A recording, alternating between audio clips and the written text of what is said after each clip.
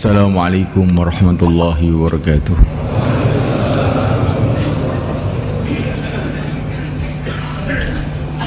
Innal hamdalillah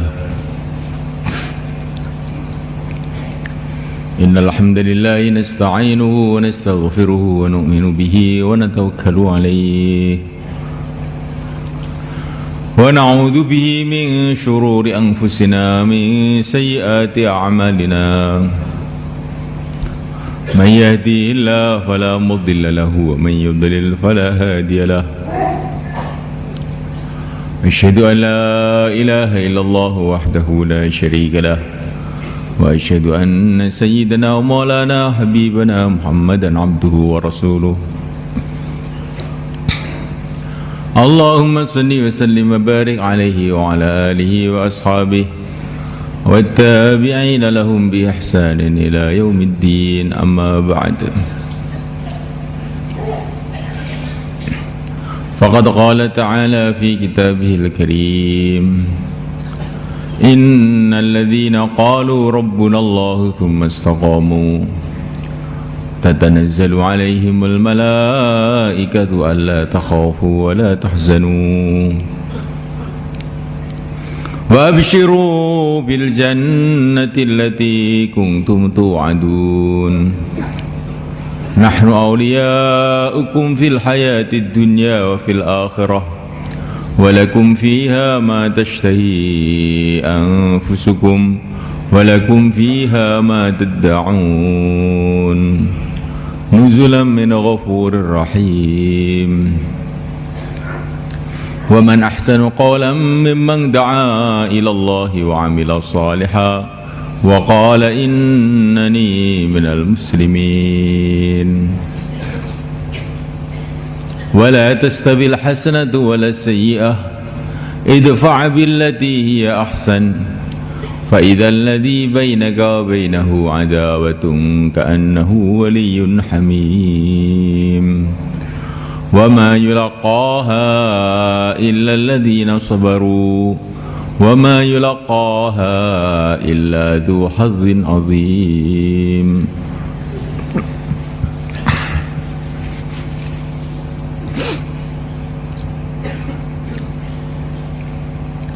Hadirin dimuliakan Allah SWT, kita sebagai hamba Allah,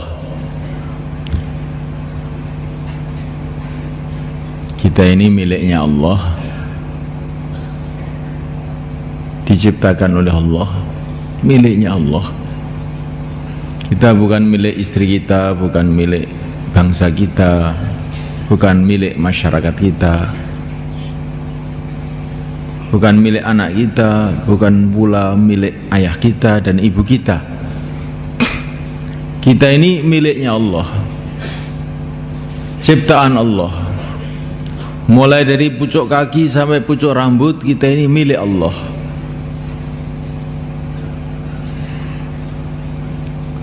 Orang sudah biasa mengatakan ini sawah saya, ini ladang saya, ini rumah saya. Ya, lah kalau kamu ini miliknya siapa? Jarang manusia yang berpikir kamu ini miliknya siapa. Kita ini semua adalah miliknya Allah. Maka benda-benda yang katanya milik kita ini juga milik Allah.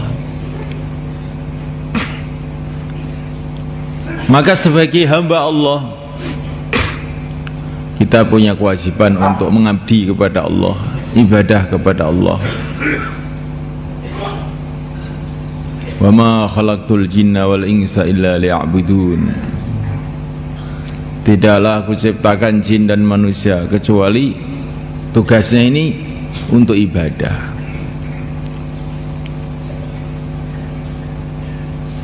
Tapi kita ini punya tugas yang kedua. Kita ini sebagai umatnya Rasulullah SAW, sebagai pengikutnya Rasulullah SAW, sebagai orang yang beriman kepada Rasulullah SAW, maka kita ini kewajiban meneruskan perjuangan Rasulullah SAW. Qul hadhihi sabili ad'u ila Allah ala basiratin ana wa man ittaba'ani. Inilah jalan hidupku, kata Nabi. Nabi diperintah oleh Allah untuk mengatakan qul hadhihi sabili, ini jalan hidupku.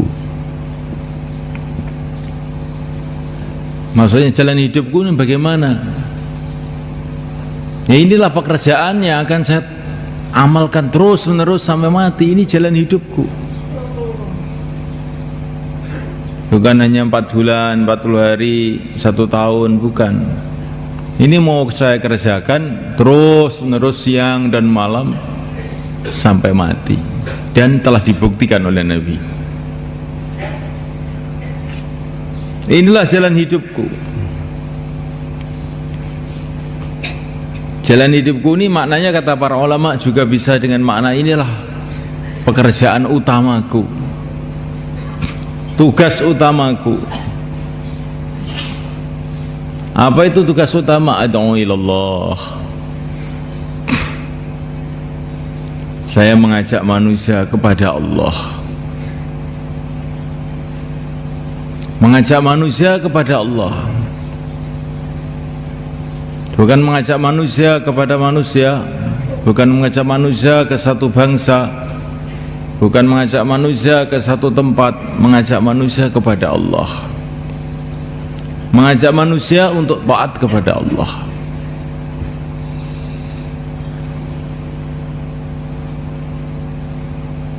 Maka seorang ulama mengatakan kepada Syekh Ilyas, kerja kamu dengan kerja saya itu sama aja, menghidupkan agama. Maka Syekh Ilyas, ada bedanya, kerja saya dengan kerja kamu itu ada bedanya. Bedanya apa? Kalau kerja kamu itu mari kumpul, mari kumpul, mari kumpul, ikut saya. Kalau kerja saya tidak, mari kumpul, mari kumpul, mari kumpul, taat pada Allah. Yang kita hanya mengajak manusia itu taat kepada Allah. Dan semua orang adalah hamba Allah, perlu taat kepada Allah. Manusia ini tidak taat kepada Allah 1 detik saja dalam bahaya besar.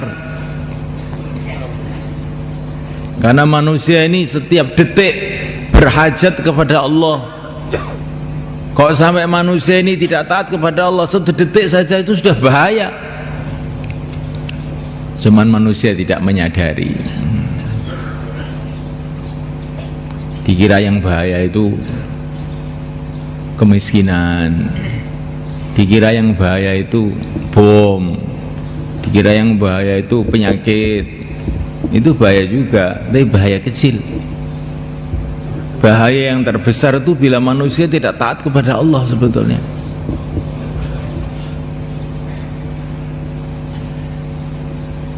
Kalau orang sudah tidak taat kepada Allah, mau tinggal di mana dia? Bumi ini miliknya Allah, langit miliknya Allah. Mau lari kemana? Mau masuk kuburan milik Allah juga. Maka dalam satu hadis dikatakan Allah SWT berfirman, barang siapa tidak ridha dengan keputusan-keputusanku, tidak sabar menerima ujian-ujianku, hendaklah dia keluar dari bumiku dan langitku. Suruh bikin bumi sendiri, langit sendiri. Carilah Tuhan selain aku, katanya. Terus kemana mencari Tuhan selain Allah?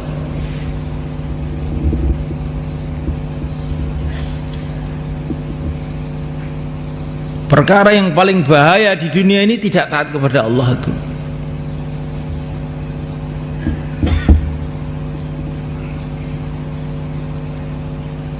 Sekarang yang dipikirkan kebanyakan manusia, wah kalau saya tidak menyenangkan anak saya bahaya, nanti bisa diboikot, nggak bisa pulang saya.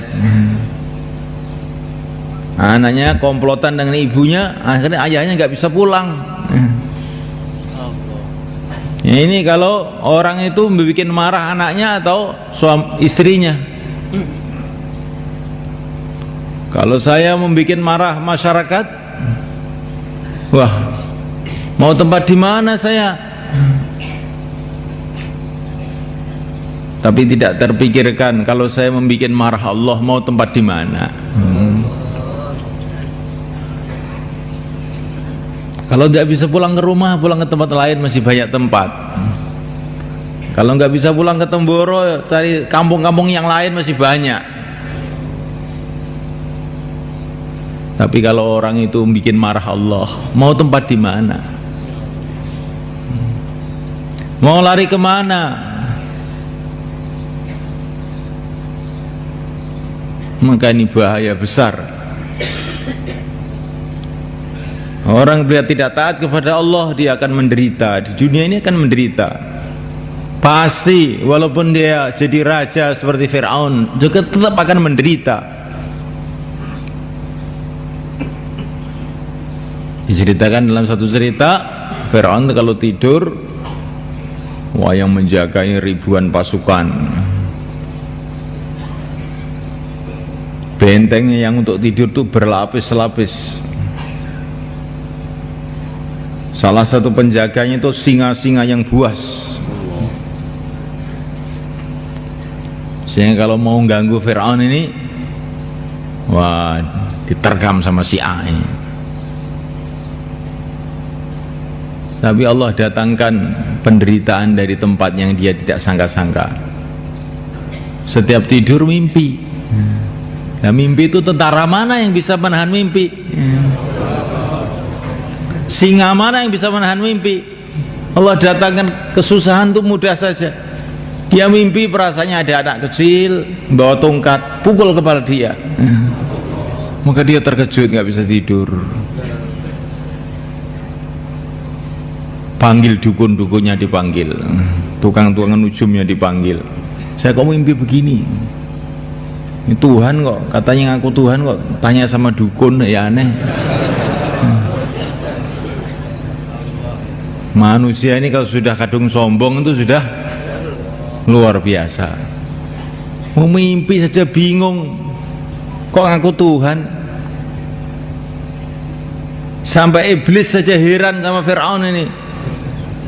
Iblis itu datang kepada Fir'aun, kamu ini yang ngajarikan saya, kok sekarang aku jadi Tuhan? Saya ini ngaku jadi hamba Allah saja gak diterima oleh Allah, diusir saya gara-gara tidak mau sujud kepada Adam. Di saya ini ngaku jadi hamba aja dibuang saya ini. Nah, kok kamu aku jadi Tuhan itu bisa apa kamu itu? Jadi sampai iblis saja heran dengan Fir'aun. Ini manusia ini aneh betul. Kalau sudah kadung sombong, nggak ada kayak manusia itu, nggak ada. Melebihi iblis sombongnya itu, melebihi gurunya.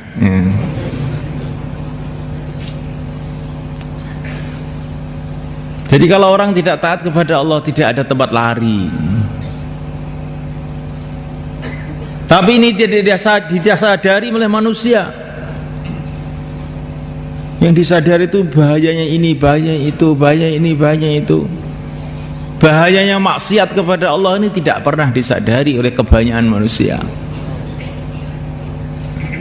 Sehingga maksiat terus, tapi ingin sukses terus. Ingin sukses dengan kemaksiatan. Ingin bahagia dengan kemaksiatan. Saya maksiat terus tapi ingin bahagia. Mana bisa?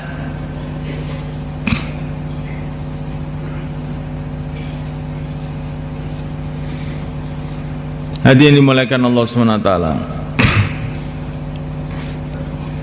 Jadi kita ini punya kewajiban yang kedua ini, yaitu dakwah, meneruskan perjuangan Rasulullah SAW, mengajak manusia untuk taat kepada Allah.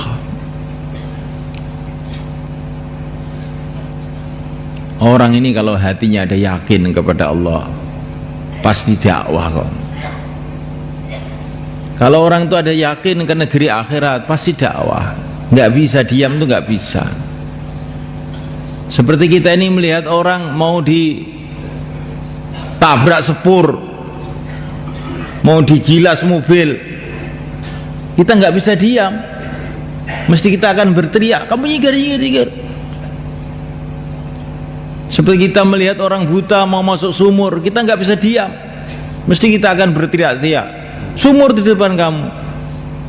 Begitu juga orang yang yakin kepada Allah SWT. Orang yang yakin bahwa maksiat itu bahaya, maka dia tidak bisa diam. Melihat orang maksiat itu nggak bisa diam, mesti dia akan berteriak-teriak. Maka ukuran iman seseorang itu diantaranya adalah dakwah. Kalau orang itu nggak mau dakwah, itu maknanya imannya itu sudah lemah sekali.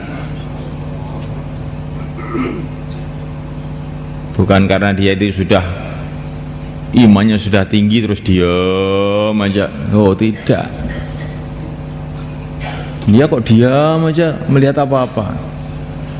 Ya imannya sudah tinggi. Semua yang berjalan dengan kudrat Allah dan iradat Allah,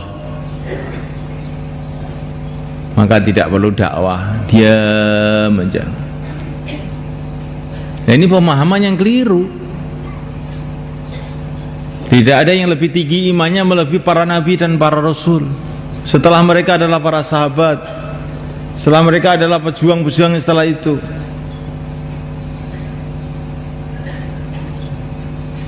Justru ketika orang itu yakin kepada Allah, pasti dia tidak akan membiarkan orang berjalan menuju murka Allah. Dia akan berteriak-teriak. Seperti Nabi dulu berteriak-teriak, dari rumah ke rumah, dari orang ke orang, ayyuhan nas qulu la ilaha illallah tuflihu. Hai manusia, katakan la ilaha illallah, kamu akan sukses.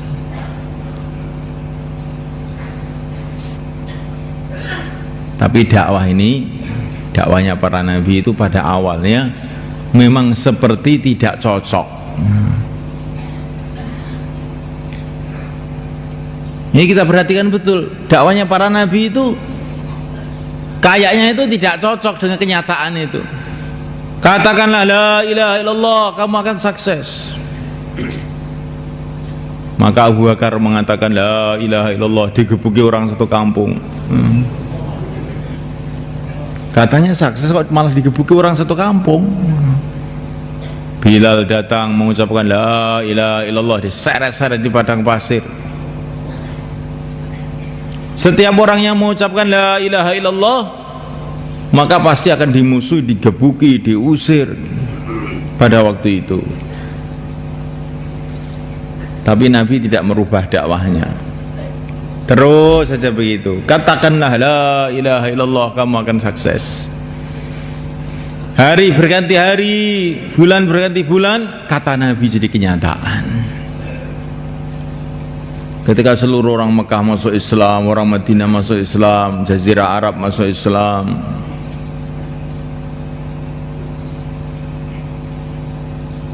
Abu Bakar menjadi khalifah Nabi, Persia tumbang, Romawi tumbang,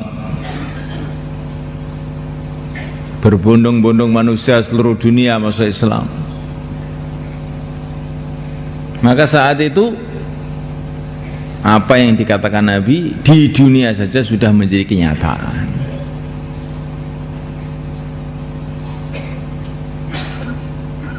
Kata para ulama,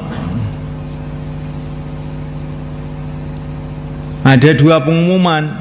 Yang satu pengumuman ini seluruh umat Islam paham, karena waktu itu umat Islam sedang melek. Pengumuman kedua pada ngantuk semua, sehingga tidak paham.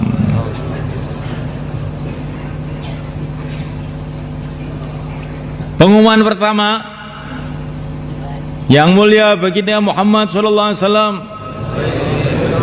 adalah nabi terakhir.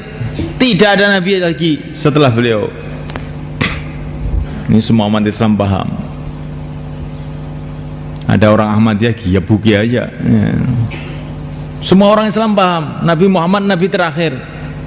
Setelah Nabi Muhammad kalau ada orang ngaku nabi, wah, ini mesti orang sesat, mesti nipu ini.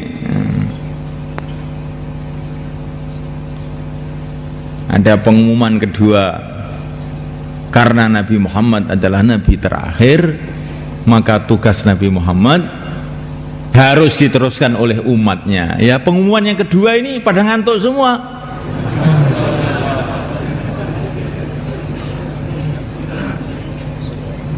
Maka setelah istimak ditanya, apa hasilnya istimak? Makanannya banyak cengkehnya, Pak. Perutnya sakit, murus. Loh, kok istimak hasilnya murus? Makanannya kurang cocok. Jawa Timur ini pedes-pedes ini ya. Saya ini aslinya ini orang Jawa Tengah, perut saya sakit. Loh, istimak suruh dengarkan bayan ngantuk, akhirnya hasilnya petengnya sakit. Pengumuman yang kedua ini yang perlu kita fahami dan difahamkan kepada seluruh umat Islam. Karena tidak ada nabi lagi setelah yang mulia baginda Muhammad alaihissalam, maka perjuangan nabi di pundak umat. Ini yang difahami oleh para sahabat dulu. Ketika Rasulullah SAW wafat,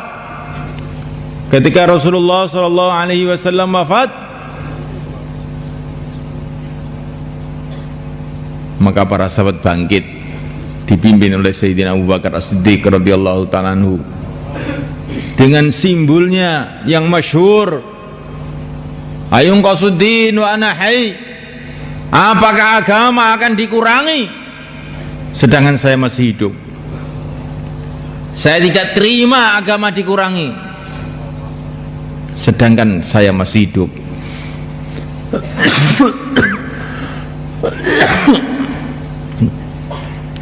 Inilah para sahabat, orang yang sangat paham kepada agama ini sebenarnya.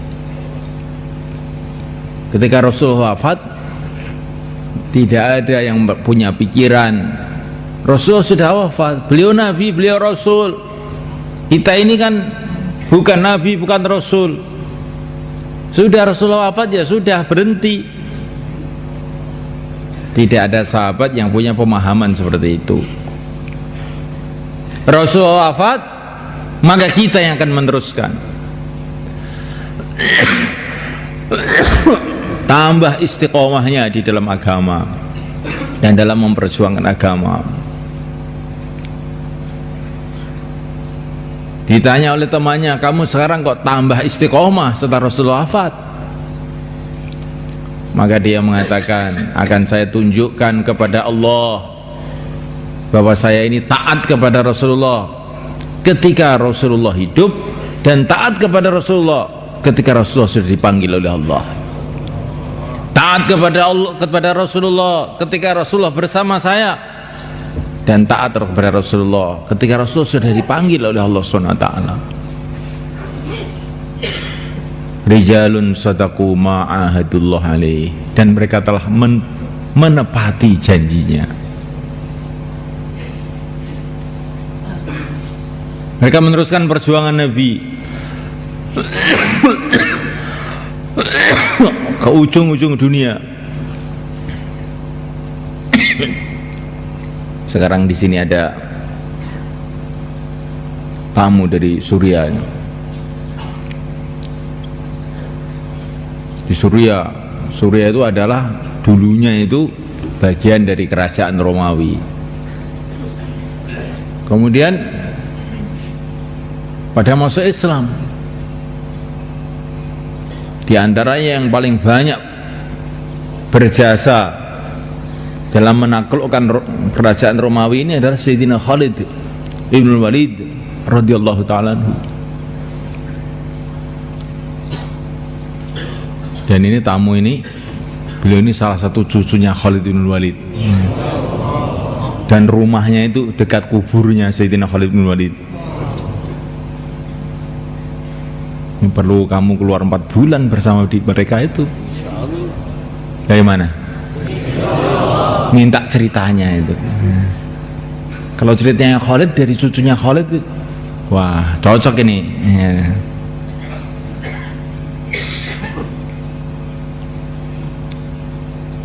Nah, mulai kan Allah SWT, para sahabat telah bertebaran ke seluruh dunia. Karena dulu Nabi berpikir seluruh dunia, para sahabat faham.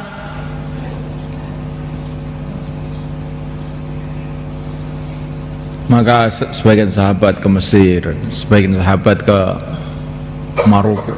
Maroko sana, sebagian sahabat ke Pakistan. Ini banyak sahabat yang di Pakistan, di Sindhi.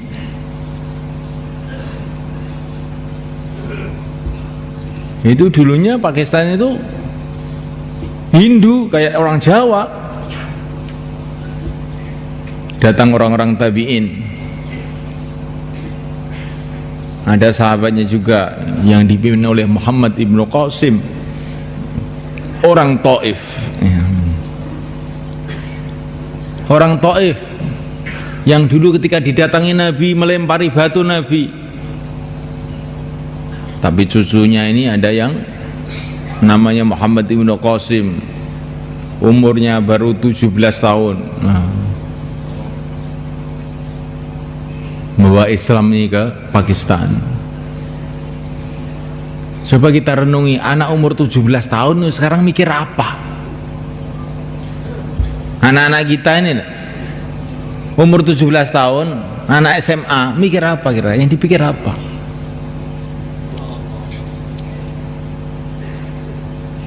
Zaman dulu ini anak umur 17 tahun bisa mengislamkan satu bangsa yang besar. Anak umur 17 tahun.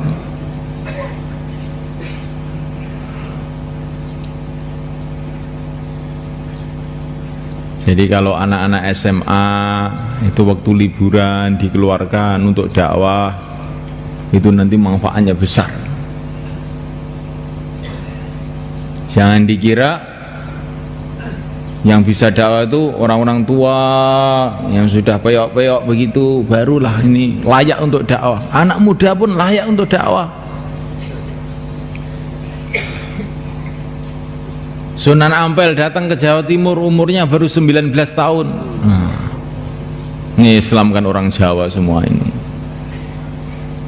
Umurnya baru 19 tahun. Sekarang anak umur 19 tahun ngapain? Apa yang dikerjakan? Kita lihat sendiri. Padahal ini anak-anak ini kalau dibentuk fikir agamanya akan terbentuk semua. Sekarang di mana saja orang tuanya, ibunya, adiknya, kakaknya, tetangganya semua mikir duit. Akhirnya anak umur 3 tahun sudah ngerti duit. Anak umur 3 tahun sudah ngerti duit, itu sudah ngerti.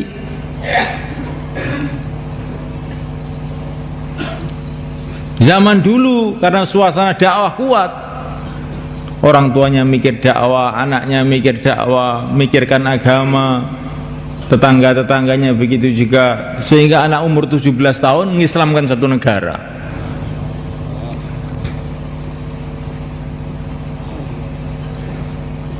Bagaimana keadaan umat Islam saat ini? Sudah hampir masuk kubur belum mikir agama. Sudah tua, mengkis-mengkis, nonton TV lagi. Masya Allah. Ini Israel di belakang kamu itu kok nonton TV?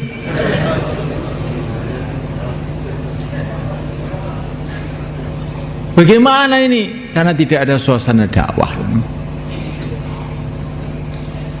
Orang tuh nggak pernah mikir akhirat. Sudah tua main-main kayak anak kecil. Kalau diajak omong duit melek, kalau diajak omong agama ngantuk.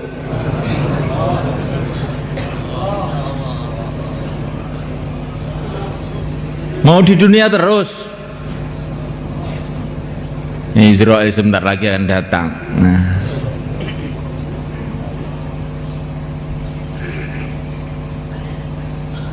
Ada orang keluar di masjid itu heran. Orang tua datang ke masjid. Ini kok anak-anak di masjid ini nggak punya pekerjaan. Kok di masjid saja? Nggak mikir dunia. Nggak makan nasi kamu, makan batu.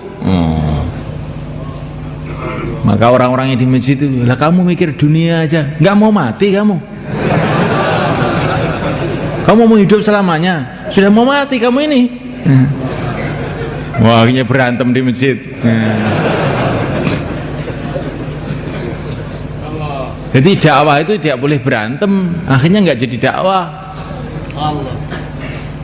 Idfa' billati hiya ahsan fa idzal ladzi bainaka wa bainahu adawatun ka'annahu waliyyun hamim. Kalau keburukan itu ditolak dengan kebaikan, maka musuh jadi teman setia.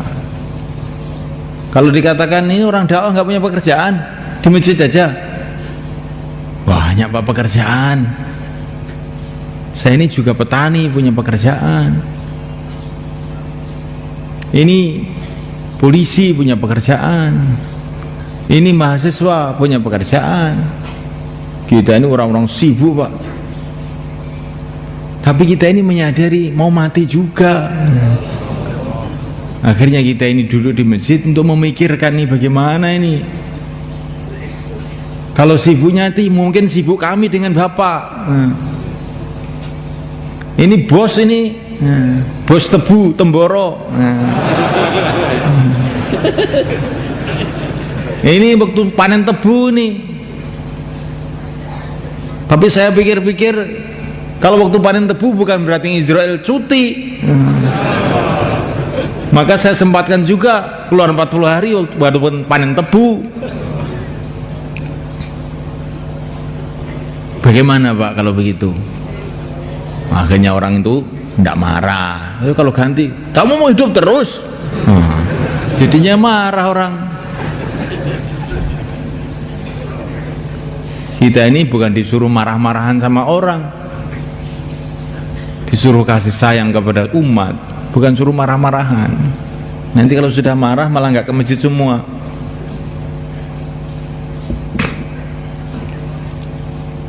Jadi kita ini sebagai umat Rasulullah SAW punya tugas.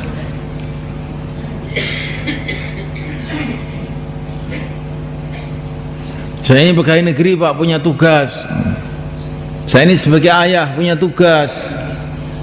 Saya sebagai bupati punya tugas. Lah kamu sebagai umatnya Rasulullah tidak punya tugas. Nah ini coba kita renungi ya.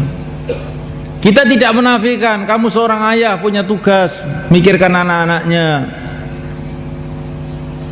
Seorang suami punya tugas memikirkan istrinya. Iya. Saya ini lurah memikirkan kampungnya. Iya. Tidak salah.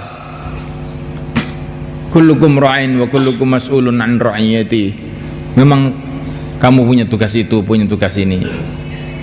Tapi kamu itu ada tugas yang lebih besar.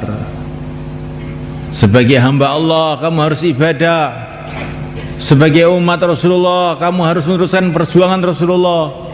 Siapkanlah waktu paling sedikit 4 bulan untuk memikirkan perkara ini. Wah 4 bulan gak bisa, ya 40 hari. Kalau 40 hari harus bisa. Kalau nggak bisa bagaimana? Pokoknya harus dibisa-bisakan. Begitu caranya dimulaikan. Orang tua itu sekarang berpikir anak harus sekolah, pokoknya harus. Tidak ada alasan. Pokoknya kalau nggak sekolah itu saya malu. Bagaimana kok anaknya nggak disekolahkan? Nah, sudah begitu itu. Kalau urusan dunia ini sudah paham semua ini. Pokoknya umat Rasulullah harus mikirkan umat. Saya harus menyiapkan waktu untuk umat. Bisa ndak bisa, harus bisa saya. Kenapa saya di ladang bisa, di kantor bisa, di pabrik bisa, nunggu istri 60 tahun bisa. Kok cari bidadari 4 bulan saya nggak bisa? Kenapa saya ini? Pokoknya harus bisa. Kalau banyak alasan nanti jadi orang alasan.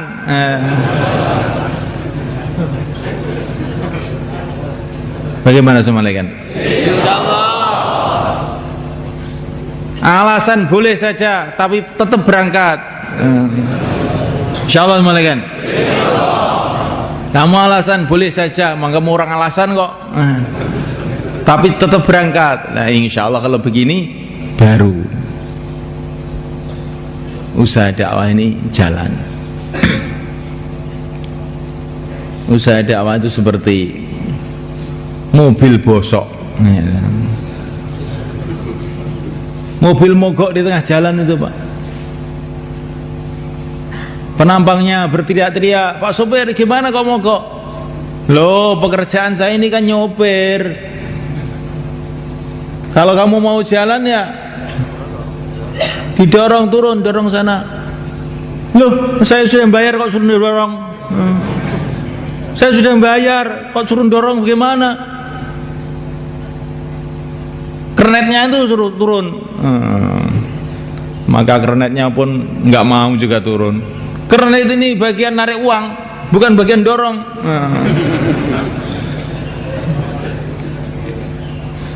Akhirnya nggak ada yang mau dorong. Orang-orang di jalan diteriaki dorong, dorong, dorong. Enak saja, saya sibuk juga. Nggak ada yang mau dorong. Akhirnya mogok di tengah jalan. Ini berpikir, ini kalau kita begini terus, ya kita nggak bisa jalan ini. Akhirnya seluruh penumpang turun, 50 orang turun, dorong. Tapi bisnya nggak mau jalan. Maka sopirnya heran, ini 50 orang dorong kok nggak ada yang bisa jalan, ini gimana? Kok nggak bisa jalan bisnya itu? Didorong 50 orang. Ternyata itu bukan dorong Pak, cuman tangannya ditempelkan ke bis belakang. Nggak ada yang sungguh-sungguh.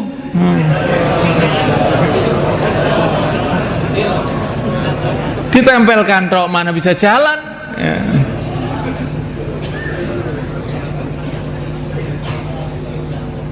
Saya tuh senang Pak, dakwah tuh senang, istimewa nih, pokoknya jelas ya, dakwah ini penting. Ini nggak mau keluar. Ini sama dorong bis, ditempelkan tok tangannya, plek, ngalap berkah ya.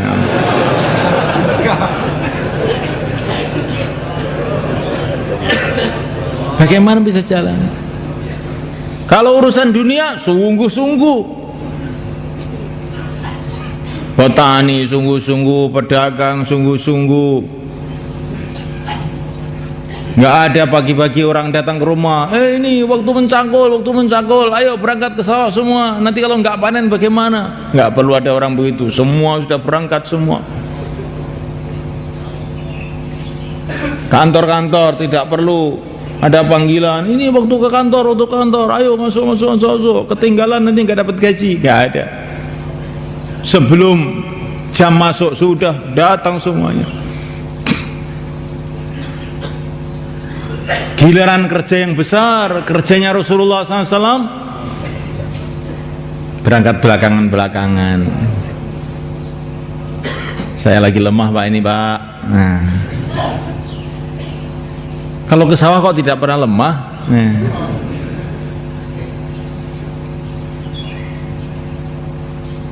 Nah, ini sudah mulai kan. Ini kerja besar yang telah Allah berikan kepada umat ini. Tidak ada nabi lagi setelah baginda Nabi SAW. Maka kerja baginda Nabi telah diserahkan kepada umat. Ana wa manittaba'ani, saya dan pengikut-pengikutku. Semuanya punya tugas ad'u ilallah, mengajak manusia kepada Allah. Maka kerja ini harus kita utamakan. Bukan hanya kita kerjakan, kita utamakan.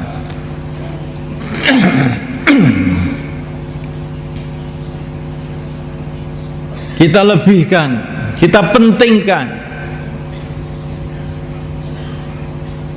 Karena ini kerja yang penting.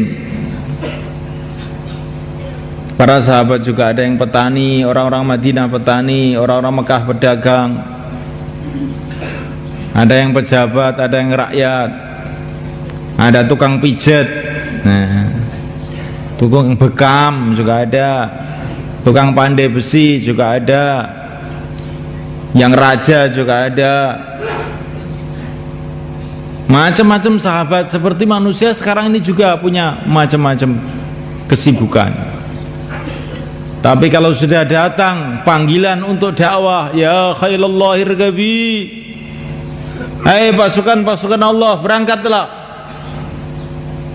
maka ditunda dulu seluruh pekerjaan,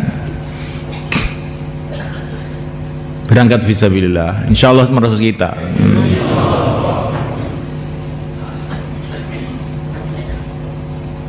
Maka Allah menyuruh kita untuk ikut Nabi, sahabat. Kenapa tidak ikut Nabi itu saja?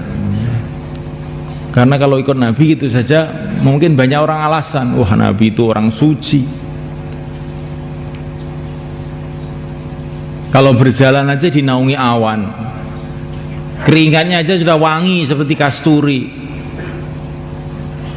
Kalau saya keringatnya penguk, bagaimana disamakan saya dengan Nabi? Wajahnya ganteng, bercahaya, pantas kalau dakwah. Orang baru melihat saja sudah senang. Abdullah bin Salam ini pimpinan orang Yahudi di Madinah, baru melihat Nabi, wajah kayak begini nggak mungkin bohong. Sudah asyhadu alla ilaha illallah wa asyhadu anna muhammadar rasulullah. Kalau wajah saya pesek, nggak menarik, kalau saya itu dakwah nggak cocok. Maka Allah menyuruh kita ikut Nabi dan ikut sahabat. Was-sabiqunal awwalun minal muhajirin wal ansar walladzina tabauhum bi ihsan. Kita disuruh ikut sahabat. Nah, sahabat ini orangnya macam-macam. Ada yang tua, ada yang muda, ada laki-laki, ada wanita, ada pejabat, ada rakyat. Ada yang ganteng, mancung, orang-orang Arab, Sayyidina Abu Bakar As-Siddiq, Sayyidina Umar, Dihya Al-Kalabi. Orang yang ganteng-ganteng ada, yang orang yang hitam-hitam, orang Habasyah kayak Bilal juga ada, yang kakinya pincang buntung juga ada. Macam-macam orangnya, sehingga kita ini nggak bisa alasan lagi. Sahabat yang seperti kamu tuh ada loh dulu,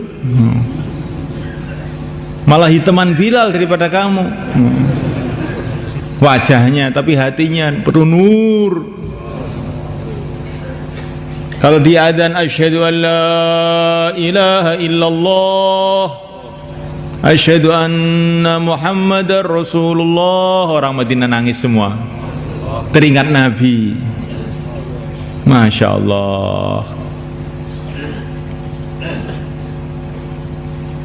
Maka ada seorang ulama itu jalan-jalan dengan santrinya, mendengar adzan Allahu Akbar, adzannya masih ada, semangatnya Bilal sudah tidak ada, katanya.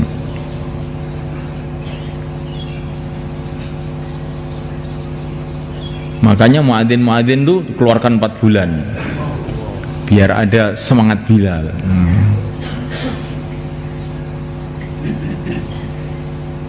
Nanti itu getaran adzannya itu, kemarin ada jamaah dari Tunisia itu cerita, ada turis-turis ke Tunisia, dengar adzan Allahu Akbar, masuk Islam. Ini suara ini aneh ini, menyentuh hati saya. Allahu Akbar, masuk Islam. Ini mesti karena muadzinnya ini orang yang fikir betul agama. Ada doa setelah adzan. Ini semua orang, terutama orang pesantren, semua tahu. Allahumma rabba hadhihi da'wati tamah wassalatil qa'imah. Tapi Sayyidina Bilal ini punya doa sebelum adzan. Nah, doa sebelum adzan ini hanya orang-orang dakwah yang tahu ini. Dakwah yang sungguhan loh, yang waktu bayan tidak ngantuk loh. Kalau waktu bayan ngantuk itu nggak tahu juga, walaupun sudah dakwah lama. Ya. Sayyidina Bilal itu ketika mau adzan, setiap mau adzan doa, Allahumma inni asta'inuka ala Quraisy ayyuqimu dinak. Ya Allah, aku minta tolong untuk bisa orang Quraisy ini mengamalkan agama. Karena orang Quraisy waktu itu golongan yang paling berwibawa di negeri Arab. Kalau orang Quraisy ini masuk Islam, maka diharapkan banyak orang yang akan tertarik dengan agama. Maka Bilal itu berdoa, ya Allah, aku minta tolong agar orang Quraisy ini bisa mengamalkan agama. Akhirnya orang Quraisy semua masuk Islam semua. Ini muadzin yang begini ini yang kita cari ini. Bukannya suaranya yang bagus, tidak. Tidak ada kerisauan terhadap agama. Imam juga ada kerisauan terhadap agama. Seperti Sayyidina Umar bin Khattab radhiyallahu ta'ala anhu. Assalamualaikum warahmatullahi, assalamualaikum warahmatullahi. Padahal di Madinah, di ibu kota, seluruh dunia datang ke sana. Lihat, loh, Sulaiman kok nggak ikut jamaah subuh ini? Kemana dia? Bukan terus Sayyidina Umar diam. Wah, saya ini Amirul Mukminin, repot ini, banyak pekerjaan. Habis sholat subuh langsung datang ke rumahnya Sulaiman. Ternyata Sulaiman masih tidur. Tanya sama ibunya, Sulaiman kemana? Wah, tadi sholat subuh di rumah terus tidur. Kenapa? Karena tadi malam tuh tahajud semalam suntuk, sehingga dia subuh ngantuk, sholat di rumah terus tidur. Loh, ini Sayyidina Umar kok punya kesempatan datang ke rumah-rumah ini. Amirul Mukminin, orang yang sudah paling sibuk di seluruh dunia, kok punya kesempatan yang datang ke tetangga-tetangga. Kalau kita nggak punya kesempatan, sibuk, banyak sekali pekerjaan. Kenapa ini semua kan? Karena kita tidak pikirkan, kita tidak merasakan kebesaran, kepentingan pekerjaan ini. Padahal ini pekerjaan Rasulullah SAW. Walaupun kita sibuk kayak apa, naudzubillah, la qaddarallah, tahu-tahu dapat berita anak kamu ke rumah sakit, oh langsung terus punya waktu, jadi gak sibuk, langsung pergi ke rumah sakit. Orang Pelausan mulai kan, orang Pelausan ini ajib ya, sibuk di sawah, tahu-tahu dapat berita sapi kamu sakit, oh langsung pulang dia. Kok jadi nggak sibuk sekarang? Bukan anak sakit, sapi sakit, langsung pekerjaan-pekerjaan ditinggalkan semua.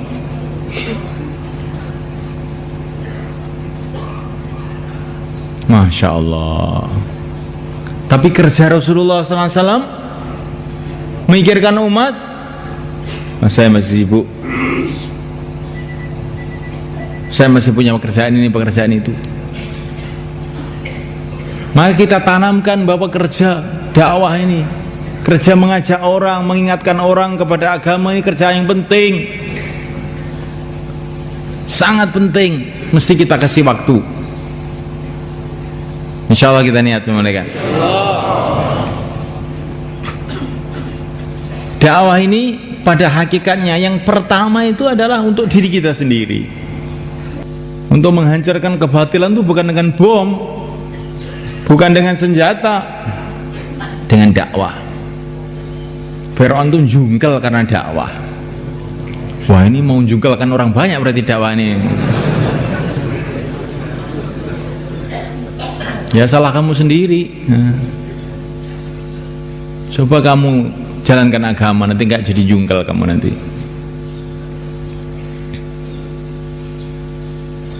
Namrud jungkel bukan karena senjata Nabi Ibrahim alaihissalam, tapi Nabi Ibrahim dakwah saja. Tapi Namrud ini nentang terus, lama-lama jungkel. Falamma asafuna antaqamna minhum. Kalau menentang itu terus. Yang dakwah terus juga. Lama-lama yang menentang agama itu Allah jungkelkan. Bukan kita yang jungkelkan, Allah yang jungkelkan. Di dakwah ini untuk kepentingan kita sendiri, untuk meningkatkan iman kita sendiri. Wa dzakir fa inna dzikra tanfa'ul mu'minin. Ingatkanlah, sesungguhnya peringatan itu bermanfaat untuk orang-orang beriman. Bukan bermanfaat untuk yang mendengar saja, bermanfaat untuk orang-orang yang beriman seluruhnya. Yang bicara dapat manfaat, yang mendengar dapat manfaat. Bahkan seluruh orang Islam, seluruh orang yang beriman mendapat manfaat daripada tadzkir, mengingatkan. Kita kepada orang Islam bukan mengajar, mengingatkan, badzakir. Semua orang Islam sudah tahu bahwa mereka ini hamba Allah, tinggal di bumi Allah, di bawah kolong langit Allah, semua sudah tahu. Tapi lupa terus. Mulai pagi bangun tidur sampai tidur lagi nggak pernah ingat sama Allah. Waktu sholat pun nggak ingat. Berapa rakaat tadi? Pokoknya imamnya salam ya ikut salam. Sudah. Maka badzakir, ingatkanlah. Jadi dakwah itu diantara maksudnya adalah untuk mengingatkan. Orang sudah ngerti, tapi perlu diingatkan. Kamu hamba Allah, kamu akan menghadap pada Allah, kamu dilihat oleh Allah, kamu didengar oleh Allah. Mengingatkan ini tanfa'ul mu'minin, bermanfaat bagi seluruh orang yang beriman. Maka seorang sahabat mengatakan ketika Sayyidina Umar wafat, maka imannya seluruh umat ini merosot semua, satu derajat. Yang meninggal satu, tapi ini orang ahli mujahadah ini, orang yang siang malam memikirkan umat. Maka Sayyidina Umar wafat, imannya umat semua turun semua. Jadi pengorbanan untuk agama ini akan bermanfaat untuk orang yang korban sendiri, untuk orang yang mendengar, dan untuk seluruh umat, untuk seluruh umat. Maka ketika Madinah hidup suasana perjuangan siang dan malam, maka kampung-kampung yang belum didatangi para sahabat pun dapat hidayah. Diceritakan dalam Hayatus Sahabat bagaimana kampung Bani Sulaim yang mereka ini punya berhala namanya Dhimat. Waktu orang-orang Bani Sulaim ini menyembah berhala, tiba-tiba berhala itu mengeluarkan suara yang isinya itu mengajak orang Bani Sulaim untuk masuk Islam. Qul lil qabilati min Sulaimin kulliha dhahabal anisu wa asha ahlul masjidi. Katakanlah kepada orang-orang suku Bani Sulaim ini, berhala Dhimat sekarang hancur, yang hidup adalah ahli-ahli masjid, katanya. Terus berhala itu mengucapkan lagu-lagu mengajak Bani Sulaim ini untuk masuk Islam. Padahal para sahabat belum pernah ke Bani Sulaim ini. Maka pimpinannya Bani Sulaim ini namanya Abbas ibnu Mirdas, langsung, wah ini Kita ini disuruh masuk Islam berarti sama berhala kita. Berhala yang biasanya asbab dhalalah, sebab datangnya kesesatan kepada manusia ini adalah berhala. Sebagaimana yang dikatakan Nabi Ibrahim, Rabbi innahunna dhalalna katsiran minan nas. Berhala ini bikin sesat banyak orang. Tapi karena di Madinah ini ada dakwah siang dan malam, fikir seluruh alam, akhirnya berhala mengajak masuk Islam, jadi asbab hidayah. Berhala yang biasanya jadi sebab kesesatan, sekarang jadi asbab hidayah. Akhirnya Abbas ibn Mirdas lari ke Madinah, langsung menuju masjid. Rasulullah masih duduk di masjid bersama para sahabat. Rasulullah baru melihat Abbas, padahal belum pernah kenalan ini. Langsung Rasulullah bilang, Abbas, oh, kok kenal sama saya ini Rasulullah ini? Bagaimana cerita berhala kamu di Mad? Kok sudah tahu ini? Asyhadu an la ilaha illallah wa asyhadu anna Muhammadar Rasulullah. Ini kata para ulama, pelajaran buat kita, ini cerita pelajaran buat kita. Kalau suasana dakwah nanti sudah kuat dan dakwah kita ini ikhlas semata-mata karena Allah, bukan mencari apa-apa, hanya mencari ridha Allah saja,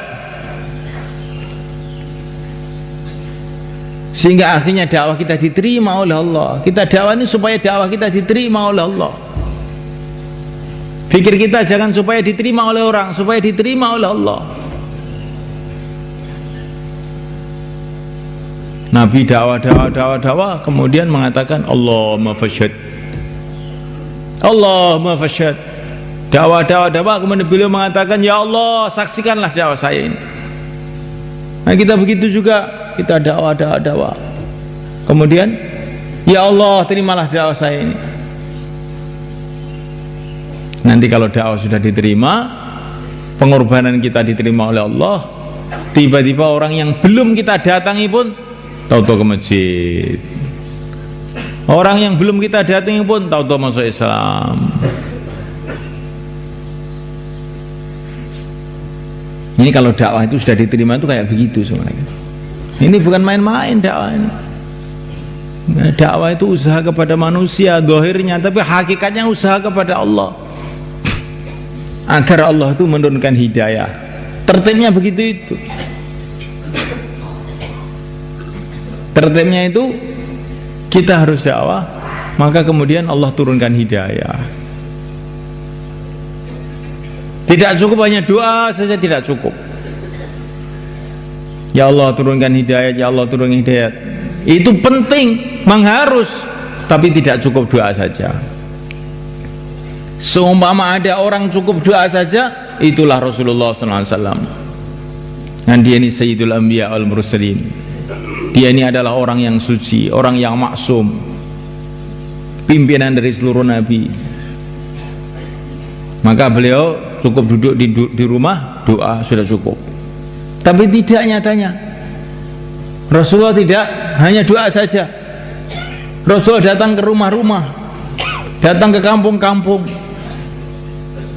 datang ke kota-kota.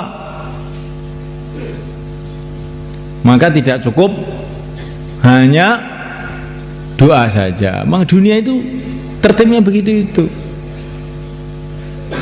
Kalau di akhirat nanti doa saja sudah cukup, nggak usah yang lain-lain, nggak usah. Ketika huru hara di padang mahsyar, semua orang minta syafaat kepada Nabi, para Nabi, tidak ada yang bisa memberikan syafaat. Bagaimana jalan keluarnya? Akhirnya umat ini datang kepada yang mulia baginda Muhammad SAW. Berikanlah syafaat kepada kami. Kami sudah lama di padang mahsyar tidak bisa keluar dari tempat ini. Bagaimana ini? Maka Nabi sujud. Nah, ini di akhirat ini. Sujud di bawah aras, memuji-muji Allah. Langsung Allah mengatakan, "Hai Muhammad, angkatlah kepala kamu, mintalah, akan saya terima permintaan kamu. Berikanlah syafaat, aku akan terima syafaatmu." Maka memberikan syafaat kepada orang-orang yang Allah kehendaki. Kalau di akhirat cukup doa. Wa akhiru da'wahum anil hamdulillahi rabbil alamin. Orang-orang iman di surga kalau mau makan itu bukan cari makanan, minta sama Allah, makanan datang, alhamdulillah. Nah. Jadi kalau di akhirat cukup doa saja, nggak usah kerja-kerja. Maka di akhirat itu tidak perlu rumah sakit, nah, tidak perlu ekonomi, tidak perlu, doa aja sudah selesai semua. Tapi kalau di dunia perlu doa dan amal, bukan doa dan asbab, doa dan amal.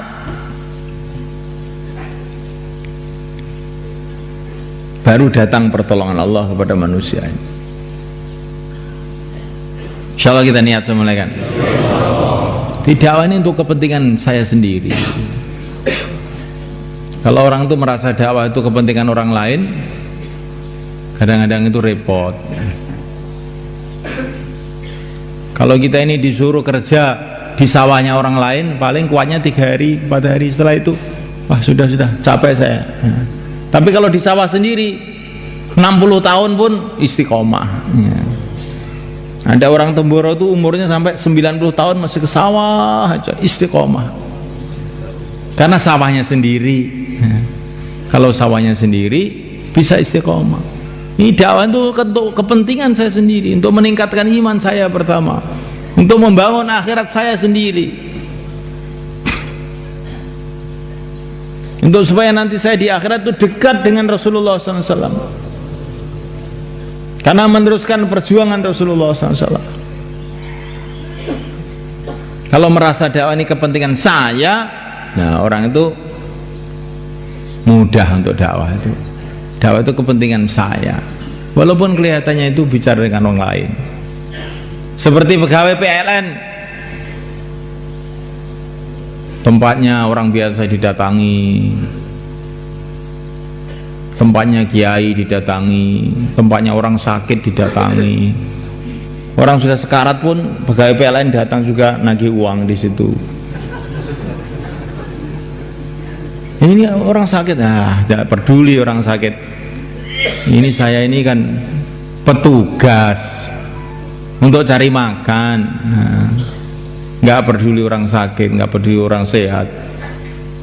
Pejabat didatangi, presiden pun ditagih rekening listrik juga, nggak peduli. Saya ini petugas kok. Kamu nggak berani-berani, petugas. Nggak kasihan kamu, saya ini petugas. Begitu juga dakwah ini, kita ini ditugaskan oleh Allah. Dakwah kepada siapa saja. Jangan takut, jangan sungkan. Ini petugas. Untuk saya sendiri, untuk saya dapat gaji dari Allah. Insyaallah kita niat semula kan. Jangan pilih-pilih orang, datangi semua orang. Kamu kok berani-berani ke sini? Wong saya ini cuma petugas, sebetulnya nggak berani Pak saya, tapi saya ini petugas, ya gimana lagi? Siapa yang tugaskan kamu? Allah dan Rasulnya. Loh, kamu nabi ya Pak? Bukan nabi, meneruskan pekerjaan nabi.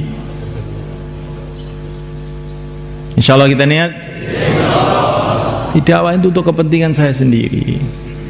Dakwah itu supaya saya dapat doanya Rasulullah SAW. Rahimallahu khulafai alladzina yuballighuna anni. Semoga Allah mau merahmati wakil-wakilku yang menyampaikan agama dari aku. Kita tidak bisa berjumpa dengan Nabi, zaman kita sudah jauh dari Nabi, tapi dengan dakwah kita dapat doanya Nabi.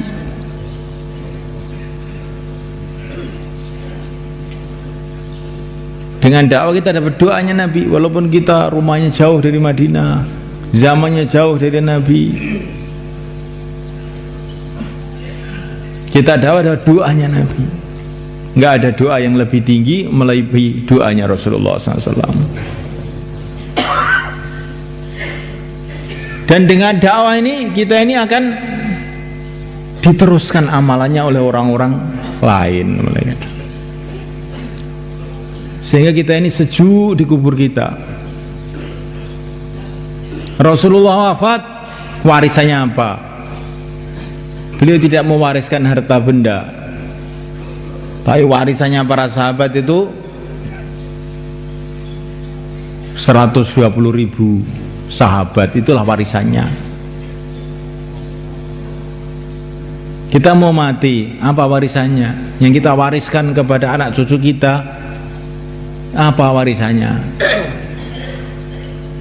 Rumah, ladang, lah itu sih semua orang mati juga begitu. Orang kafir pun punya warisan tanah ladang. Sebagai pengikut Rasulullah SAW, warisan kamu apa? Kamu mau mati ini? Wah, tahsilan saya sudah 1.000 orang ini Pak. Nah, yang menghidupkan amal-amal di masjid-masjid.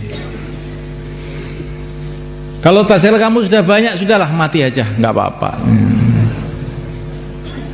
Syekh Muhammad Ilyas ketika mau wafat itu tersenyum aja.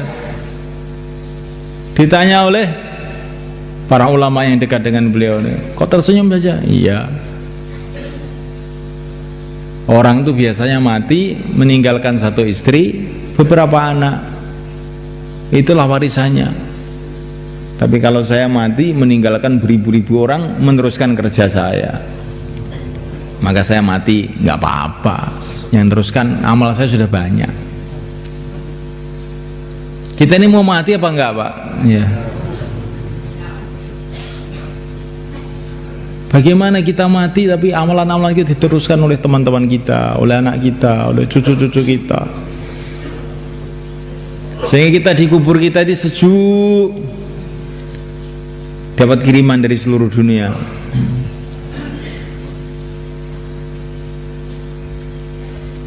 Anak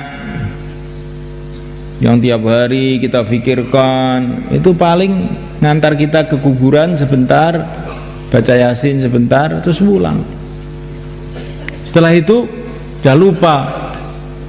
Dia bagi rumah kita, bagi ladang kita, bagi uang kita, itu sudah lupa sama kita. Kalau hari raya aja ke kuburan, Assalamualaikum warahmatullahi wabarakatuh, setelah itu pulang lagi. Kalau nggak diajari agama, ke kuburan mah bawa mercon. Loh, kuburan kok bawa mercon ini gimana ini? Nah. Yang salah ya kita sendiri, nggak kita ajari agama, ke kuburan yang bawa mercon. Kalau diajari agama ya baca yasin. Wah, ini bid'ah apa baca yasin? Kata siapa? Ini para sahabat pun baca Al-Quran di kuburan. Diriwayatkan Imam Suyuti, sahih itu. Nah, baca kuburan di kuburan itu ada dalilnya juga. Itu termasuk amalan para sahabat ini. Oh, ini kok bicara khilafiyah di dakwah nih? Ini lupa nih dia, ya, lupa nih dia. Dakwah katanya nggak boleh bicara khilafiyat. Ya. Lah memang sudah diamalkan para sahabat, kok khilafiyat lagi, khilafiyat lagi. Khilafiyat dengan orang yang nggak tahu ini namanya, bukan khilafiyat. Di anak kita itu, ingat kita itu paling ya setahun sekali, apalagi kalau sudah mati lama sudah nggak ingat sama sekali. Tapi orang-orang yang kita ajak sholat, kita ajak menghidupkan masjid, itu ngirim pahala terus tiap hari ke kubur kita. Apa nggak seneng kita ini? Ya. Jadi dakwah itu untuk kepentingan kita sendiri. Nah kalau nggak dapat tahsilan, nggak ada orang mau bagaimana? Asalkan istiqomah sampai mati, akan beruntung juga. Maka dalam satu mafhum hadis dikatakan kalau orang itu mati dalam memperjuangkan agama, maka dia dihitung seperti amal terus sampai hari kiamat. Man mata murabita ujriya lahu amalu ila yaumil qiyamah. Orang yang mati dalam perjuangan maka akan terus dihitung amal sampai hari kiamat.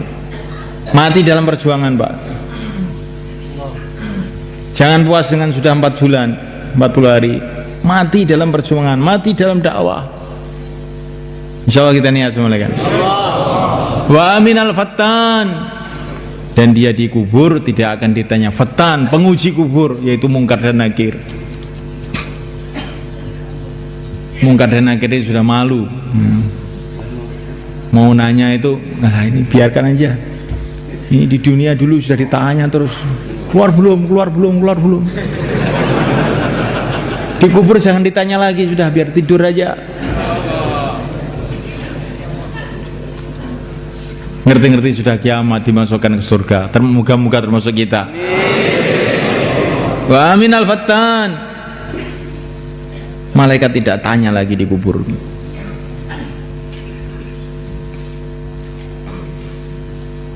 Orang yang memperjuangkan agama itu ujiannya sudah banyak di dunia, maka dikubur tidak diuji lagi. Di anak sekolah yang nilainya bagus itu Pak, masuk di tingkat atasnya sudah nggak usah diuji, nilainya sudah terlalu bagus sih, nggak usah diuji, langsung masuk aja.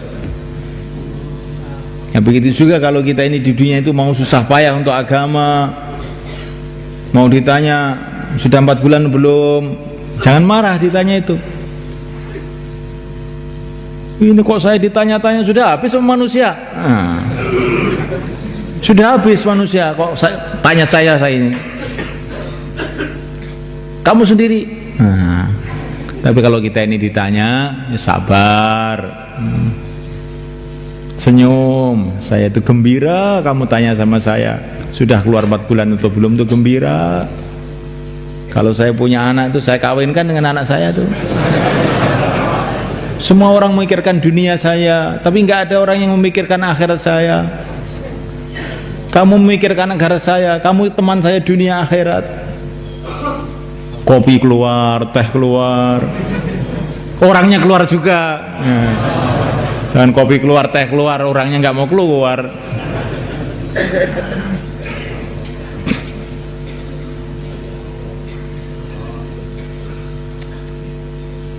Jadi ini perjuangan ini harus kita pahami, ini hajat saya sendiri,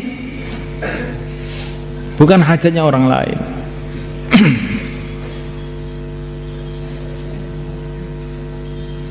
Dan dengan kita dakwah ini semulaikan, nusratullah kepada umat ini akan datang. Pertolongan-pertolongan Allah yang besar yang datang kepada umat Islam itu di saat umat Islam sibuk dalam dakwah.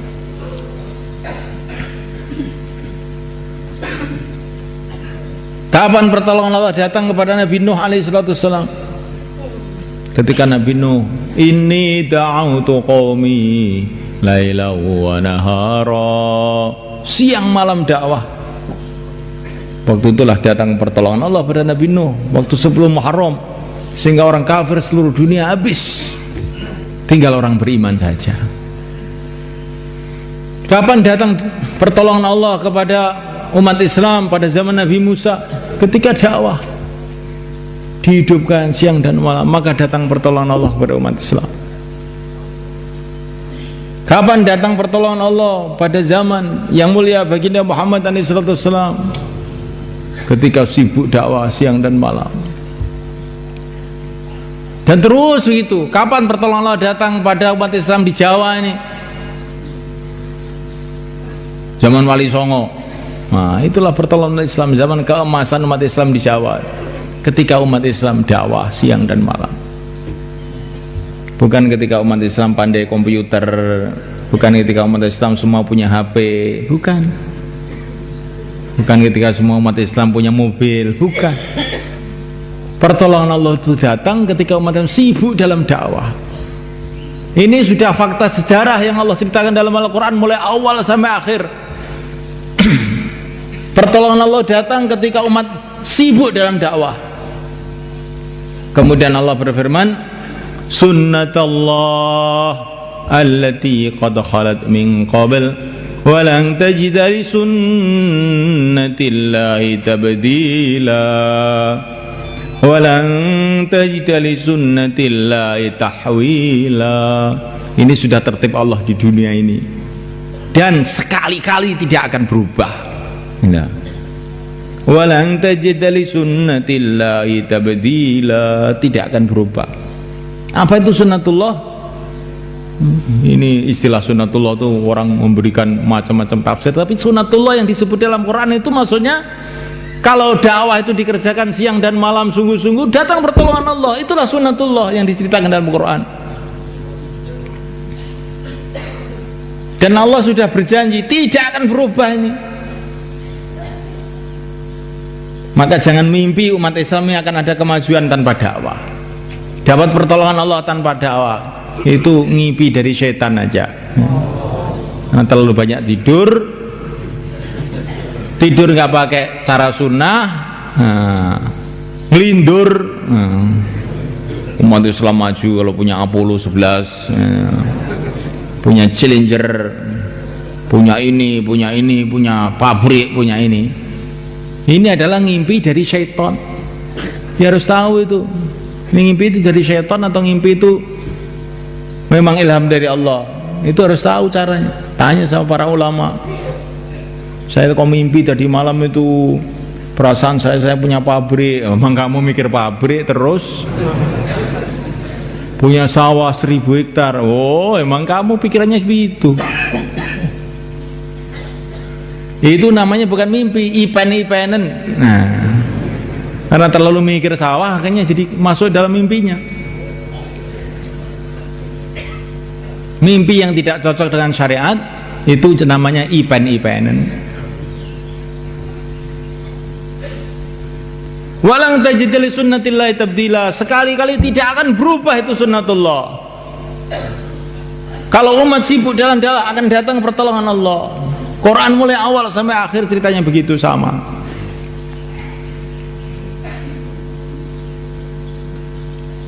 Kita ingin kemajuan umat Islam, ingin kepersatuan umat Islam. Umat Islam bagaimana bangkit lagi, hebat lagi, mulia lagi seperti dulu.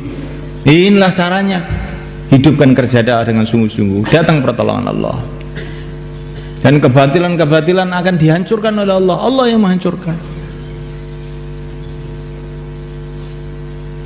Memang pada awalnya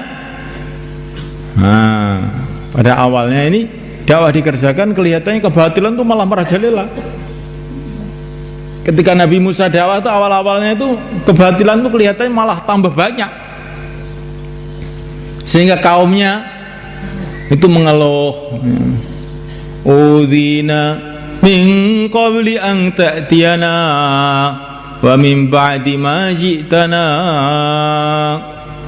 Hai Musa, sebelum kamu dakwah ini ya kita sudah menderita, setelah kamu dakwah pancet saja, nggak ada perubahan apa-apa.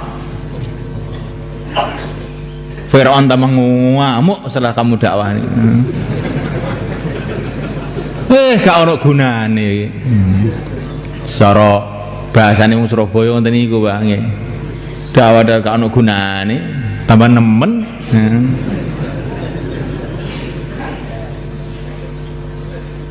Tapi Nabi Musa faham bahwa dakwah ini akan mendatangkan pertolongan Allah. Asa rabbukum ayyuhlika aduwakum wa yastakhlifakum fil ardi fayanzura kaifa ta'malun. Musuh-musuh kamu pasti ini bukan sembarangan dakwah ini. Kamu kira hanya uyar-uyur kita saja, bukan ini. Asa rabbukum ayyuhlika aduwakum, pasti. Asa itu dalam Al-Quran maknanya pasti. Pasti musuh-musuh kamu yang memusuhi agama itu akan dihancurkan oleh Allah. Wa yastakhlifakum fil ard, dan kamu akan jadikan pimpinan-pimpinan di muka bumi. Setelah kamu jadi pimpinan, fayanzuru kaifa ta'malun, Allah akan melihat apa yang kamu buat kalau sudah jadi pimpinan, jadi jemendar. Insyaallah kita niat teman-teman. Insyaallah. Maka Nabi Musa tidak terpengaruh dengan orang-orang yang putus asa, yang lembek-lembek begini, nggak terpengaruh, terus saja dakwah sambil doa. Wah, ini dakwah dengan doa, ini kekuatannya para nabi. Dakwah harus doa. Nabi Musa doa, Nabi Musa dakwah, doa. Allah berfirman, qad ujibat da'watukuma fastaqima wa la tattabi'anni sabilal ladzina la ya'lamun. Doa kamu hai Musa sudah saya terima, Masya Allah. Maka kamu jangan ikut orang-orang yang tidak tahu itu. Orang yang tidak tahu itu setelah melihat dakwah kok banyak masalah terus mundur. Oh, mundur sudah. Tambah nemen didakwahi. Mundur ae. Kapo aku ndelok dakwah iki. Tiba oke masalahe. Wala tattabi'anni sabilal ladzina la yu'minu la ya'lamun. Itu orang-orang enggak tahu, jangan kamu ikuti. Doa kamu sudah diterima oleh Allah, hai Musa. Jangan ikut-ikutan orang yang enggak tahu itu. Orang yang enggak tahu itu yang dilihat itu yang dipercaya, yang diyakini. Kalau orang yang tahu apa berita dari Allah dan Rasulnya ini yang diyakini. Jadi kasih tahu ini bibit mangga manis sekali. Setelah ditanam baru 3 hari dirasakan, loh kok pahit? Daunnya pahit, pohonnya pahit, akarnya pahit. Oh, dicabut dibuang, katanya manis, ternyata pahit. Kalau orang yang tahu, oh, ini sudah ada berita dari ahli mangga, sudah ada berita ini manis, ditunggu dulu, tunggu 4 tahun, keluar mangga manis-manis, Masya Allah, senang akhirnya. Dan dakwah itu seperti itu. Kalau kita melihat kenyataan, mungkin kita ini akan, loh kok begini. Tapi kalau kita mendengar berita dari Allah dan Rasulnya, dakwahnya akan mendatangkan pertolongan Allah, terus saja istiqomah. Tiba-tiba brol, orang yang nggak mau keluar tahu-tahu keluar, ulama-ulama keluar 1 tahun 4 bulan, di mana-mana orang keluar, polisi keluar, tentara keluar, petani keluar. Oh, bener ternyata asbab hidayah dakwah itu. Ini orang yang istiqomah yang tahu. Tapi yang bangsanya malam istimewa habis isya sudah pulang, bangsa begitu itu ya nggak tahu. Wong semalam aja nggak kuat, apalagi lama-lama. Katanya 4 bulan baru 40 hari sudah pulang, bangsa begitu. Wong 4 bulan aja nggak sabar, kok lama-lama ya nggak tambah nggak sabar lagi. Tapi orang yang istiqomah, Masya Allah, seperti Nabi Musa dengan Nabi Harun ini. Allah kasih tahu doa kamu sudah diterima, tapi Fir'aun tetap sehat aja. Loh, katanya doa sudah diterima, kok Fir'aun tambah sehat ini kelihatannya, dan tambah kejam lagi. Nabi Musa terus saja genap 40 tahun dari firman Allah itu, tahu-tahu Fir'aun jungkel blak, yes, bar ceritane. Setelah 40 tahun, padahal doa itu sudah diterima 40 tahun yang lalu, tapi kelihatannya di alam zahir ini setelah 40 tahun. Kita tidak tahu, mungkin doa-doa kita ini sudah diterima juga, tapi tampaknya di zahir itu nggak tahu. Mungkin setelah 1 tahun, setelah 2 tahun, mungkin juga setelah kita mati, anak cucu kita yang melihat. Seperti Nabi Ibrahim alaihissalam, waktu Nabi Ibrahim itu hidup, yang mau ikut Nabi Ibrahim itu sedikit saja, tapi anak cucunya, Masya Allah, termasuk anak cucu beliau adalah yang mulia baginda Muhammad alaihissalam. Tazkilahnya seluruh dunia. Di kita ini dakwah, kemudian doa, doa. Dakwah tanpa doa, ini bukan dakwahnya para nabi. Tapi doa saja tidak dakwah juga bukan kerjanya para nabi. Tapi kalau sudah digabung dakwah doa, doa, ini Masya Allah, akan mendatangkan macam-macam pertolongan Allah. Di samping dakwah, di samping doa, perbaikan amal. Wa man ahsanu qawlan mimman da'a ila Allah wa 'amila shalihan. Di tengah-tengah dakwah itu kita sibuk memperbaiki amalan kita, sibuk memperbaiki akhlak kita. Nah, dakwah ini tidak bisa dihidupkan kecuali dalam suasana kasih sayang satu sama lain.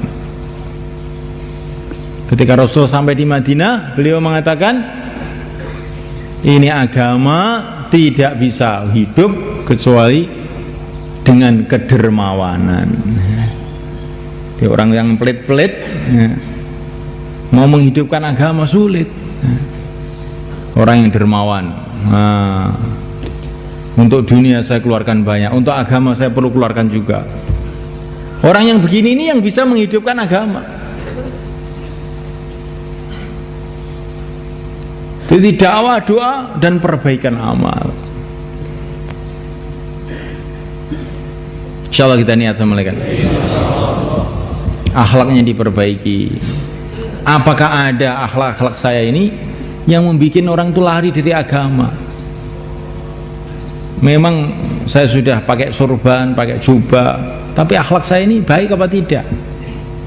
Bagaimana akhlak dengan ayahnya, dengan ibunya, dengan istrinya, dengan anaknya? Diperbaiki.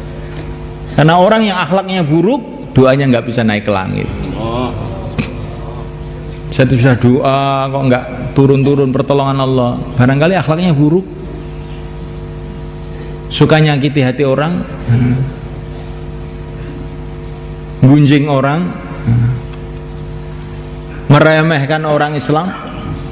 Cukuplah keburukan seseorang itu, kata Nabi.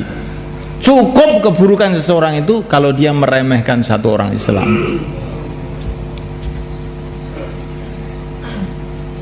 Meremehkan satu orang Islam itu tidak boleh. Kita dakwah bukan karena kita ini baik, karena kita ingin baik, bukan karena kita ini baik. Kita ingin perbaikan. Maka kita ini dalam dakwah tetap memuliakan seluruh orang Islam. Cukup keburukan seseorang itu kalau dia meremehkan satu orang Islam. Kita memuliakan. Kata Syekh Abdul Wahab Asy-Sya'rani, kalau kamu melihat orang Islam, mesti kamu seperti melihat seorang raja. Kalau tidak begitu iman kamu belum benar, katanya. Loh kenapa? Katanya santrinya, kan Allah sudah berfirman lewat nabinya bahwa semua orang yang mati dalam keadaan iman itu akan jadi raja-raja di surga. Maka kamu melihat orang iman itu, pandang itu firman Allah, pandang itu sabda Nabi, jangan pandang orang sekarang. Oh, ini calon raja di surga Allah. Mau kita muliakan orang Islam itu, kita muliakan semuanya. Apalagi kepada para ulama, orang-orang soleh, kita muliakan. Maka ada seorang anaknya ulama besar di India datang kepada Syekh Ilyas. Maka Syekh Ilyas itu gembira sekali. Diambilkan makan sendiri, diambilkan minum sendiri. Beliau mengatakan, kamu ini adalah anak guru saya, dan siapa saja yang mengajar agama kepada saya anggap itu adalah tuan saya. Saya ini budaknya, saya ini budaknya ayah kamu.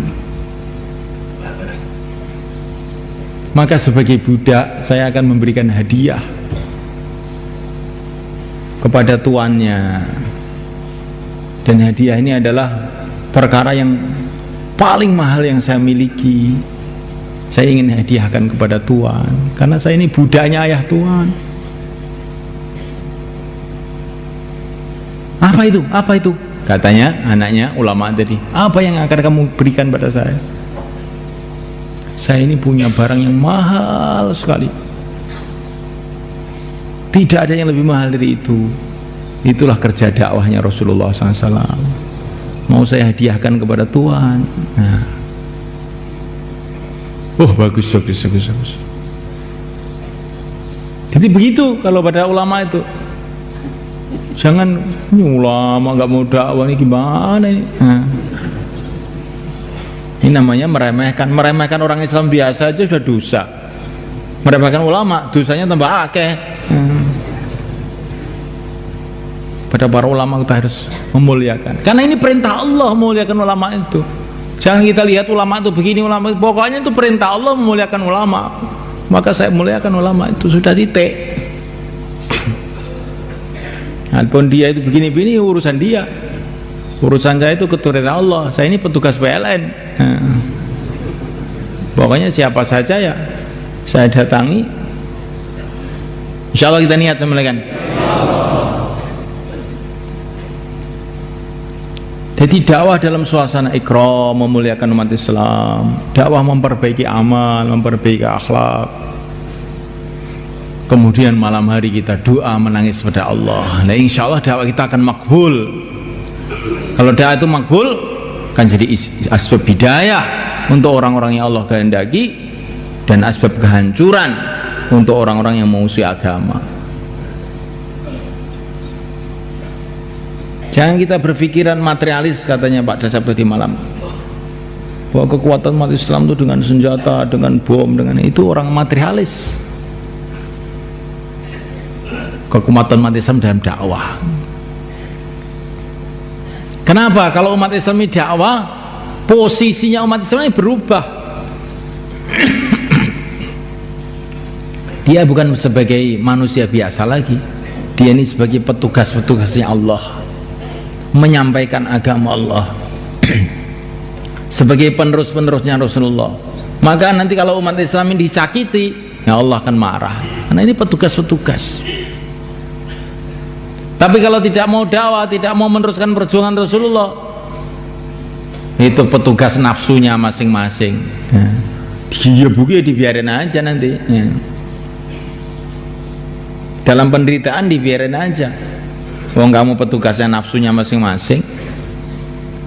Tapi kalau kita ini mau memikirkan umat, memikirkan agama, jadi petugasnya Allah.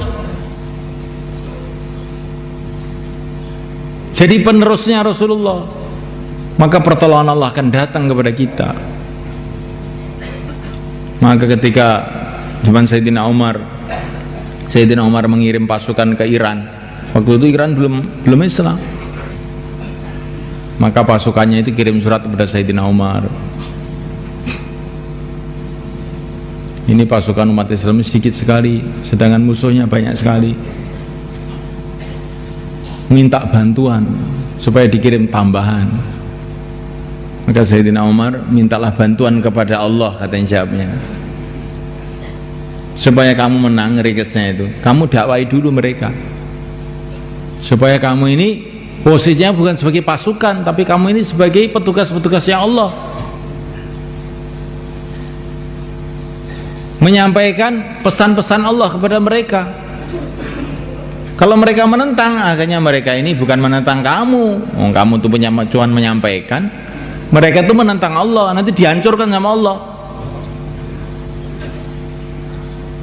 Maka pasukan ini berubah pikirnya. Sekarang mau menyampaikan pesan-pesan Allah, menyampaikan pesan-pesan Rasulullah. Ketika orang Iran menolak, nah sekarang ini bukan menolak petugas, berarti menolak yang menugaskan. Menolak penerus Rasulullah berarti menolak Rasulullah. Nah, akhirnya datang pertolongan Allah. Seluruh Iran akhirnya dikuasai orang Islam, masuk Islam semua akhirnya pada akhirnya. Persia. Maka dari Persia itulah muncul orang yang sangat terkenal, Al-Imam Al-Ghazali. Dulunya ayah-ayahnya, kakek-kakeknya itu merangi Islam, cucu-cucunya jadi wali-wali. Itu khasiat dakwah di situ tuh. Anak cucunya orang-orang kafir jadi wali-wali. Anak cucunya Bro Wijoyo jadi kiai-kiai. Tetapi kalau dakwah tidak dihidupkan, khasiatnya ada juga. Anaknya orang-orang iman, ahli ibadah, pada beruadul tidak karu-karuan. Ini khasiatnya dakwah, ini akan terjadi perubahan-perubahan. Maka dakwah ini penting atau tidak penting? Masya Allah. Kalau sudah dakwah ini kita anggap penting, memang betul-betul penting, memang barang penting. Nah, biasanya kalau di sekolahan itu, Pak saya izin Pak, ada kepentingan. Nah, kalau sudah ada kepentingan itu bisa aja minta izin, itu bisa aja. Maka yang belum pamit sama istrinya sama anaknya kirim surat, ini ada kepentingan. Nah, 4 bulan. Nah, bagaimana kalau gitu? Ada kepentingan ini, ada penting betul. Kalau ada kepentingan itu minta izin nggak apa-apa. Tapi kalau keluyuran itu, wah, minta izin dipentungin nanti kamu. Ya. Ini ada kepentingan sangat penting. Maka saya mau keluar 4 bulan, 40 hari. Yang tadi malam belum mendaftarkan diri, silahkan berdiri ke selatan. Silahkan. Ini ada kepentingan, gitu. Jangan ngurus yang macam-macam. Ini ada kepentingan kok, nggak apa-apa. Ya gitu aja. Yang tadi malam belum daftar, maka ke selatan. Silakan Pak, silakan. Masya Allah.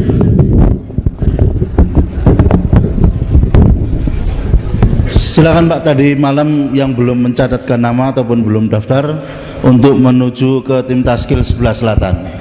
Masya Allah, Masya Allah. Silakan Pak, silakan. Allahu Akbar, Allahu Akbar. Silakan. Baik yang 1 tahun ataupun negeri jauh atau momen ke IPB, ke India, Pakistan. Begitu juga yang 4 bulan atau 40 hari yang akan keluar jalan Allah Subhanahu wa taala. Sekarang juga berdiri dan menuju ke tim taskil sebelah selatan. Masya Allah, Masya Allah. Yang lain yang tidak mendaftarkan diri duduk dulu Pak. Ini ada sedikit pesen ini. Tolong yang tidak akan keluar duduk dulu Pak. Nah, sebentar aja. Yang berdiri itu hanya yang mau daftar aja. Masya Allah, Masya yang Allah. belum mau daftar duduk dulu. Ada pesan khusus. Allah. Silakan Pak, silakan Pak. Yang akan keluar jalan Allah Subhanahu wa taala untuk datang ke tim taskil. Masya Allah, Masya Allah, Masya Allah. Silakan Pak, silakan. Silakan, Masya Allah. Tolong kasih jalan Pak. Allahu Akbar, Allahu Akbar. Silakan Pak. Yang akan keluar jalan Allah Subhanahu wa taala 4 bulan jalan kaki atau 4 bulan dalam negeri. Silakan Pak.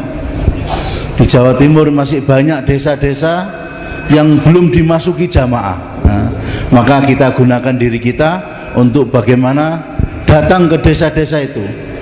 Minimalnya Jawa Timur, kemudian kita kembangkan bagaimana seluruh Indonesia, semua desa sudah didatangi jamaah. Masya Allah. Silakan lagi Pak, silakan. Yang belakang, yang utara, yang selatan, yang akan keluar jalan Allah Subhanahu wa taala, silakan berdiri. Masya Allah, Masya Allah. Silakan Pak. Silakan Pak, silakan. Allahu Akbar, jazakallah, jazakallah, Masya Allah. Silakan lagi Pak. Yang bagian selatan langsung ke tim taskil saja. Silakan Pak, silakan. Yang di belakang dikasih jalan, yang akan ke tim taskil kasih jalan. Masya Allah, Masya Allah. Semua bersedia insya Allah. Insya Allah semua kita niat semua kan. Walakin jihadun wa niyatun, kata Nabi. Yang tidak berangkat niat. Nah ini masih ada kesempatan ini. Sebulan lagi ini istimewa di Jakarta. Bagaimana? Kalau istimewa Jakarta nanti pokoknya semua keluar itu boleh saja. Ada kepentingan masalahnya. Insya Allah ya.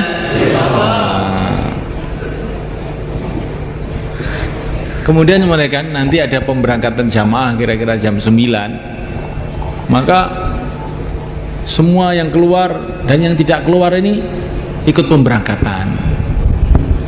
Nanti masuk sunnah Nabi, man syai'a mujahidan fisabilillah, memberangkatkan, mengiringi orang-orang yang keluar jalan Allah ya. Biar tambah semangat. Maka ini jangan pulang dulu. Nanti jam 9 pemberangkatan jamaah. Jamaah dikirim ke sana kita ikut mengiringkan, ikut menyokong, ikut bergembira. Katanya dapat pahala juga. Tapi sunnah Nabi juga. Sayyidina Abu Bakar itu kalau ada jamaah keluar menyebarkan agama, dia ikut berjalan sampai di luar kota. Bukan hanya di luar masjid, sampai di luar kota. Kita hidupkan sunnah ini juga semuanya. Jangan keluar tidak. Melok bayan hidayah ora. Nenek metu ora dibantu. Lah itu melok apa jane iki ajene. Wis gak melok apa-apa belas iki piye. Ini ra metu ki bantu-bantu wong sing metu ngono. Aja kok terus wis gak melok belas. Insyaallah kita niat nggih. Mengke tumut bain hidayah. Doa bareng-bareng. Nah, terus kita semua sebelum itu kita niat semua, kita tata waktunya, kita niat nanti ini kesempatan yang paling awal ini di Jakarta nanti kita mau bergerak seluruh Indonesia. Insyaallah malaikat. Itu jamaah-jamaah nanti yang bergerak Pak, yang 4 bulan, 40 hari di Jawa Timur. Mungkin akan datang ke kampung Bapak juga, maka dibantu jamaah-jamaah itu. Menjahza ghazian faqad ghaza. Orang yang membantu orang berjuang dapat pahala perjuangan juga. Dibantu jaulah, dibantu taklim, dibantu khususi. Itu sudah bagian dari perjuangan juga. Jadi kalau tidak keluar bukan berarti terus sudah nggak dapat bagian bantu-bantu kalau ada jamaah keluar, dan juga keluarganya yang ditinggalkan kita fikirkan, kita musyawarahkan di masjid. Keluarganya orang-orang yang keluar kita musyawarahkan di masjid. Maka kita dengan istri kita datang bawa beras, bawa gula, bawa pisang. Wa man khalafa fi ahli bi khairin faqad ghaza. Siapa yang mengurus keluarganya orang berjuang dapat pahala berjuang juga. Wa man khalafa fi ahli bi khairin faqad ghaza. Jadi kita ini nusrah itu ada 2. Bantu itu ada 2. Bantu jamaah-jamaah yang sedang keluar, dan kemudian juga ikut memikirkan keluarganya yang ditinggal. Makanya namanya ta'awun, kerjasama antara umat Islam. Umat Islam disuruh ta'awun. Itu orang dakwah, gimana itu keluarganya? Nah ya bagian kamu, untuk kamu yang di rumah, bagian kamu, ini kerjasama gitu loh, jangan salah-salahan. Kalau salah-salahan salah semua jadinya. Yang tidak keluar mikirkan keluarganya, kan enak ya. Insyaallah kita niat malaikat. Ya sekarang bisa persiapan infirodi, nanti jam 8:30 ya. 8:30 kita kumpul lagi di sini taklim. Jam 9 akan ada pemberangkatan jamaah. Kurang lebihnya minta maaf. Subhanallah walhamdulillah.